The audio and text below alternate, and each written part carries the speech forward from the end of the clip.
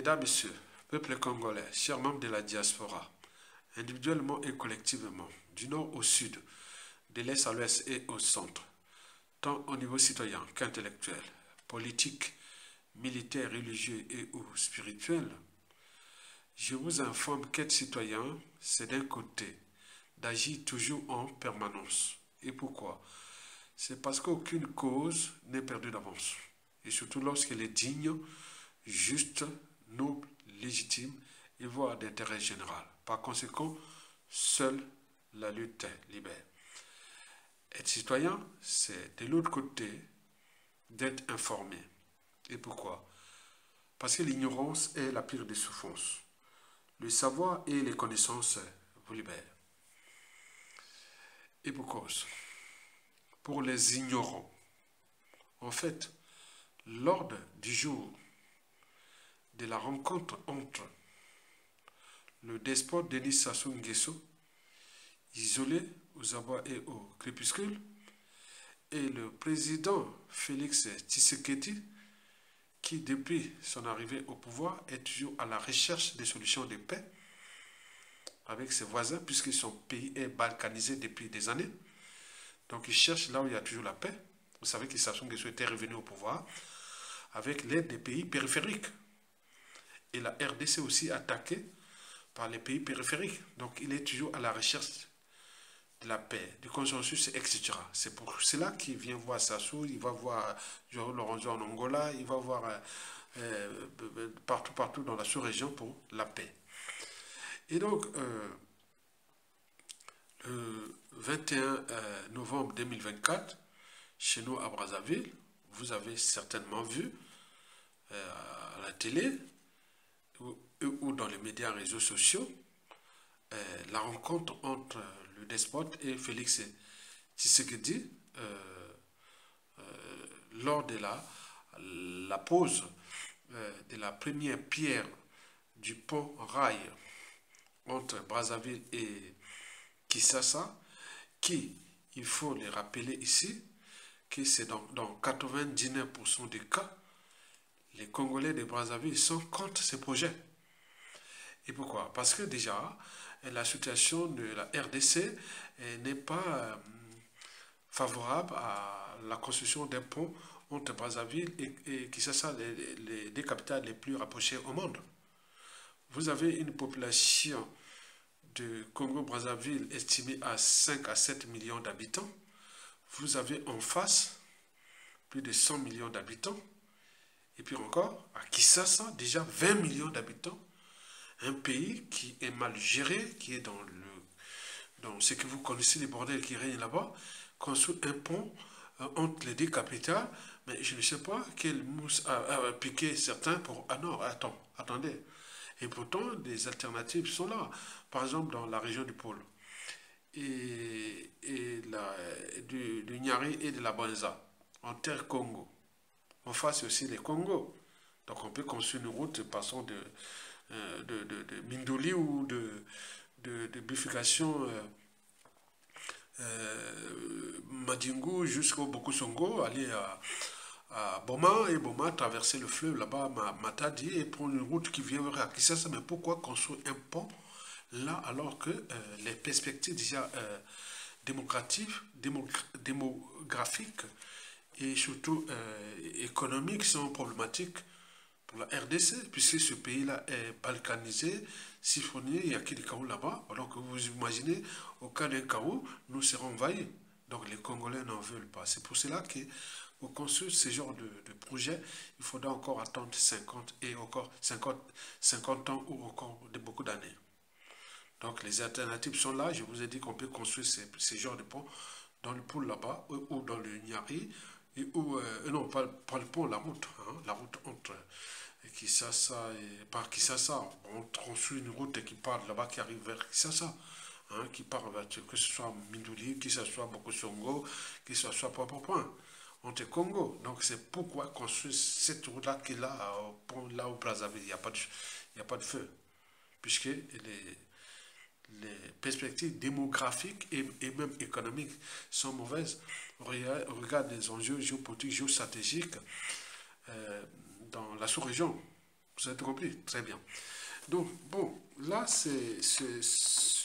cette pause, ou cette première pause du pont rail, était en fait, caché en fait, ça c'est le décor, hein, le décor de cette rencontre. Parce que dans un produit, il y a les décors et l'envers du décor. Les décors, c'est ce qu'on vous montre. L'envers du décor, c'est ce qu'on vous cache.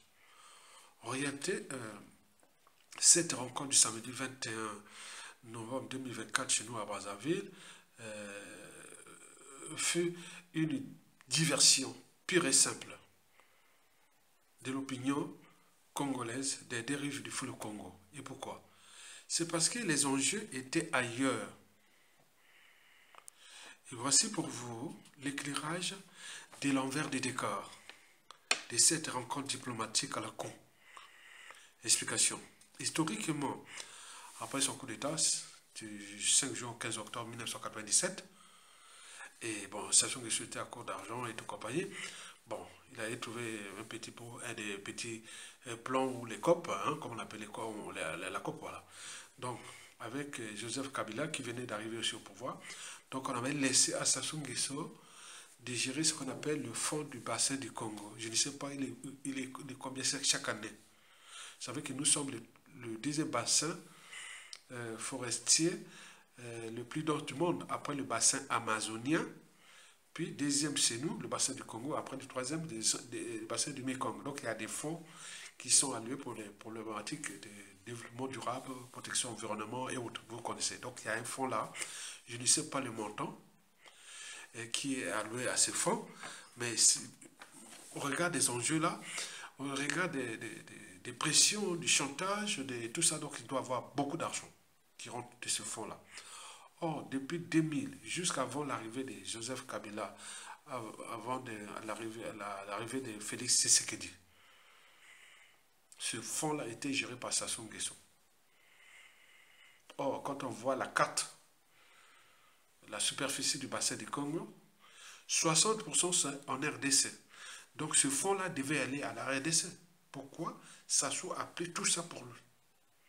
Or, quand on voit la carte du bassin du Congo, donc nous et les Gabon, on doit être un peu pareil, même superficie. Donc si la RDC couvre déjà 60%, donc sur 100%, il nous reste 40% à partager entre le Gabon et une partie du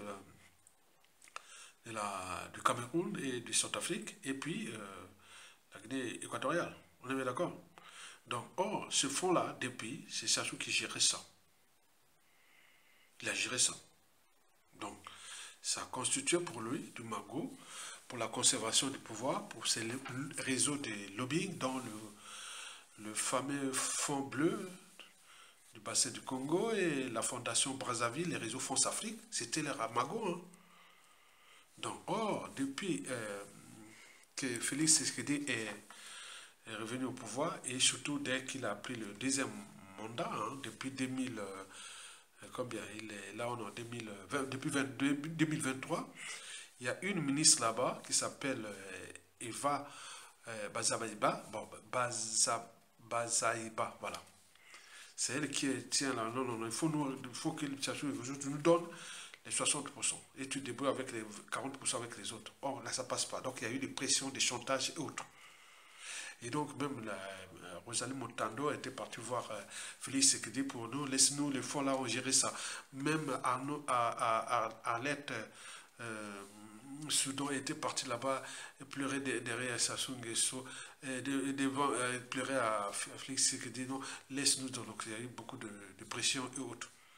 Donc, mais il y a une ministre de la RDC qui s'appelle Eva Bazaïba. Elle dit c'est bon. Elle dit vous devez laisser ça à nous. Et donc, depuis la COP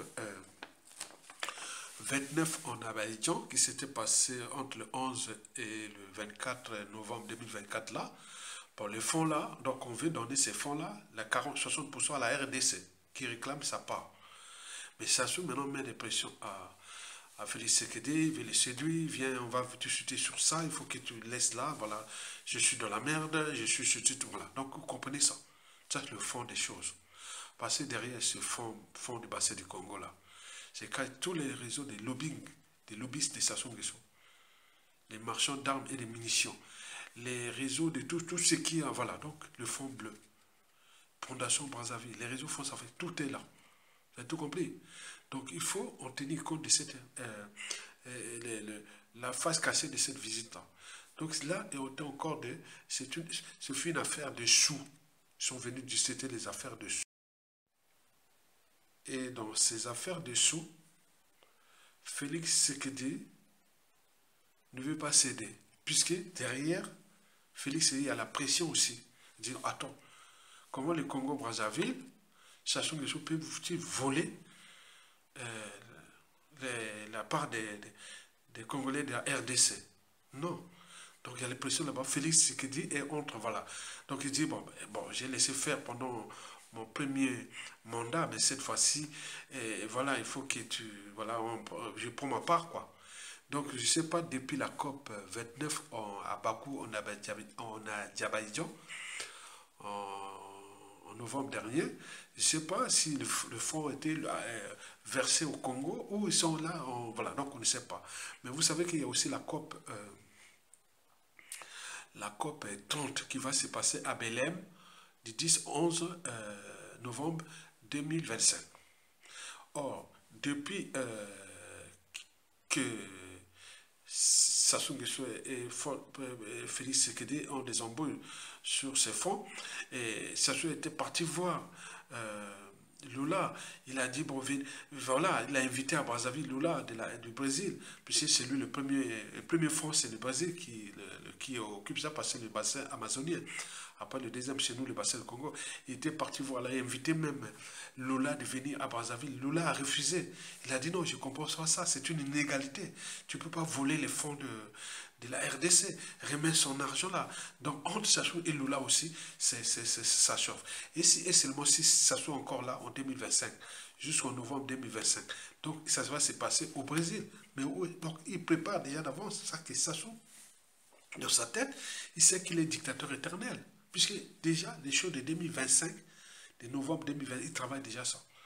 Et donc, vous imaginez, vous, peuple congolais, au lieu de prendre notre responsabilité d'être dans la rue et le chasser, et maintenant, on n'a plus rien à perdre. Donc, regardez bien, Sassou n'a plus d'argent. Et donc, il cherche des fonds.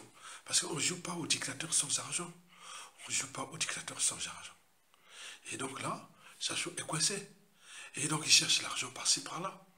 Puis c'est le FMI, ça va être bloqué. Bon, la France-Afrique est aux abois. Donc, ça passait les circuits, la CEMAC, et puis les FMI, les annulations et autres. Mais quel est le modèle économique de Sassou? Il est périmé. Le pétrole ne va plus compter sur le pétrole parce que 2025, ça plonge. Ça plonge. Maintenant, lui, il cherche des alternatives pour financer sa dictature dans le fameux fonds du bassin du Congo. Il vient appeler Félix, viens. Bon, aide-moi. Je t'ai laissé en paix, je n'ai pas cherché à ton... voilà, au niveau périphérique, là-bas, ils cherchaient que je puisse te renverser. Bon, j'ai joué le jeu, et voilà, donc ils ont à négocier ça, laisse-la, donne tout ce fonds à moi. Mais non. Donc, vous devez partager ça pour que ce fonds-là aille aux ayants droit. La RDC a la part qu'elle mérite. La C, elle a 60% de part de fonds du bassin du Congo. Ce n'est pas ça qui doit gérer ces 60%. Non, c'est fini. Donc, les venus soit menacés, les chantages et tout compagnie. Vous imaginez ce qui s'est passé entre eux là-bas. Donc, on vient embrouiller les gens quand on va inaugurer, poser la première pierre du port-rail. Qui a dit que Sassou Nguesso aime notre pays? Pourquoi mettre ça? Pourquoi? Quelqu'un qui a piétiné, fracassé un pays, qu'il a vendu à la découpe. Mais il construit le pont rail entre les deux capitales au moment où la pression démographique est telle que nous allons être envahis et tout compagnie. Avec son fils grand voleur qui vient de là-bas. C'est quoi cette affaire? Donc il faut que nous, Congolais de Brazzaville, on se rende compte qu'il y a des alternatives pour ce pont rail-là. Il n'y a pas. On peut le construire là-bas du côté du Poul. Ça arrive entre Kisasa et Matadi. On peut passer par Boma et arriver, traverser le fleuve là-bas, du côté de Matadi. Il y a un pont là-bas, améliorer le pont, construire un bon pont au niveau de Matadi là-bas. Pour qu'après la route, on construise la route vers Kinshasa. Mais pourquoi construire euh, qui a déjà vu deux capitales avec la même route comme ça? Non, jamais, jamais. Même au temps de Berlin-Est et Berlin-Ouest, il y avait un mur. Mais vous allez construire un boulevard comme ça, avec l'instabilité qui règne en RDC, c'est quoi ça? C'est vous, pour vous laisser un poison occasionné, comment on appelle, une infrastructure empoisonnée ou quelque chose empoisonné. Voilà ça, ce qui est toujours dans le mauvais, le mauvais, le mauvais. Mais je vous dis que les relations diplomatiques, économiques, géostratégiques et tout compagnie de la RDC avec le Congo-Brazzaville, c'est la prestation des sons, où il y aura un vrai bantou congolais, congolais des souches de Brazzaville, qu'il soit Congo, qu'il soit Ngala, qu'il soit Teke, les vrais, il va faire quelque chose avec la RDC qui sera vraiment viable et bien. Donc pour ça, sous certains étrangers qui a fait imposer là pour fracasser le Congo-Brazzaville, maintenant il veut laisser les cadeaux empoisonnés avec ce pont rail là. Mais Félix, c'est ce qu'il sait. Il sait que l'opinion congolaise ne veut pas. Mais ça, c'est le décor de cette visite. Maintenant, l'envers du décor, c'était l'affaire des sous. Donc, de ce fameux fonds du bassin du Congo, qui depuis la COP 29 à Bakou, ça souffre billet. Donc, je ne pense pas qu'on va lui donner ces fonds-là. Maintenant, on se projette pour la COP 30 qui va arriver, qui va passer au Brésil, à Belém. C'est une des villes les plus noires où il y a la plus grande communauté noire métissée du Brésil. Et donc sur la côte atlantique, bien entendu, voilà. Bref. Donc, nous, aujourd'hui, peuple congolais, vous devez balancer ça, que Sassou ne va pas avoir cet argent, que Félix Tshisekedi tenez bon. Eve Bazabe, je n'arrive pas à prononcer la femme, le nom de cette top modèle là, comment on l'appelle, Eva Bazaïba, voilà, Bazaïba, Eva Bazaïba, voilà. Elle tient la tête, elle a tenu tête à Rosalie Matondo, elle a tenu tête à Arnette Soudan, et voilà, c'est bien comme ça. Donc, maintenant, même ça, voilà, voilà. Donc, voilà, elle est une patriote de la RDC. Et c'est ça qu'on ira voir. Cette femme est une patriote de la RDC et du Congo et du bassin du Congo. Vous imaginez? Donc, elle a récupéré les fonds qui s'avaient volés, les fonds bleus. Et là, c'est bon. Le Sassoumono vient séduire Félix Tshisekedi, puisque Félix Tshisekedi est aussi un peu en difficulté parce que c'est son dernier mandat. Il cherche à changer les constitutions et la pression là-bas, le contexte géopolitique, géostratégique avec le retour de Donald Trump, peut-être que ça va l'aider. Et donc, il cherche ses alliés. Bon, en profitant de ce contexte pour tisser les liens stratégiques et aussi positionner son pouvoir de point de vue géopolitique. Mais là, Félix Tshisekedi sait bien qu'il peut que poser les pierres, mais ça ne marchait pas. Ça soit poser les pierres partout dans le pays, non? Et c'est ça aboutit. Rien du tout. Comment qui va financer ces gros trucs-là pour aux enjeux où il risque d'avoir la merde entre les deux Congos? Non, ça certainement pas. Les alternatives existent, mais ça sera après Sassou Nguesso. Et nous aurons des alternatives entre les deux Congos au niveau énergétique, au niveau des géopolitiques, c'est-à-dire au niveau des renforcements entre les deux Congos, comme ce fut au temps de Kasavubu et de Yolo. Et donc nous avons des projets. Il faut un vrai Congolais bantou des Congo-Brazzaville pour penser ces projets-là. Il sera soit Ngala, ou Teke, ou Congo, un vrai. Et vous verrez que quand on parlera des projets-là, et on verra. Nous aurons nous-mêmes des centres de recherche, des bureaux d'études, des universités, des centres de recherche et de développement, et de tout ça, on sera mis en place pour voir des enjeux stratégiques entre les deux Congos pour les 10, les 30 et les 50 prochaines années. Ce n'est pas avec quelqu'un qui n'aime pas votre pays qui vient faire des projets à la con pour montrer. Déjà, son pays là-bas est dans la merde. Le Congo est en cessation de paiement. Un riche pays en cessation de paiement. Et 2025, là, voilà, ça va marcher. Il cherche l'argent pour la conservation du pouvoir. Il n'aura pas. Donc, sa place est à la prison. Donc, il doit aller à la prison où il dégage de là. Et c'est l'enjeu. Vous avez tout compris? Très bien. Mesdames, Messieurs, peuple congolais, likez et partagez. Et pour ceux qui peuvent soutenir la résistance, Tokolonga, à bientôt. Donc ça sous les décors, c'était ça. Poser les pierres. Bon, rien du tout. Maintenant, l'envers du décor, c'était chercher l'argent. Pour récupérer l'argent de ces fonds-là. Mais il n'aura pas. Donc il faut qu'il chercher l'argent ailleurs. Et voilà. C'est en escroquant d'autres pays. Non, il a escroqué le Congo-Brazzaville. Il ne va pas aussi escroquer la RDC. Jamais. Vous avez tout compris? Likez, partagez et soutenez la résistance Tokolonga. Comme c'est là, devant le drapeau de la République, pour dire non à la trahison, pour dire non à la barbarie, pour dire non à tout ce qui peut porter malheur à notre pays. Ils ne sont pas habillés en tenue militaire. Ils sont habillés comme vous, en costume, en cravate, en robe, en paille. Donc on ne saura pas les distinguer des bons citoyens. Voilà le message que je donne à vous pour le transmettre à toute votre population. Dénoncez tous les criminels. Dénoncez tous les traîtres. Que ce soit parmi les civils, que ce soit parmi vous les officiers. Je profite de cette occasion pour vous mettre en garde. Il y a ce bruit-là qui continue à être propagé.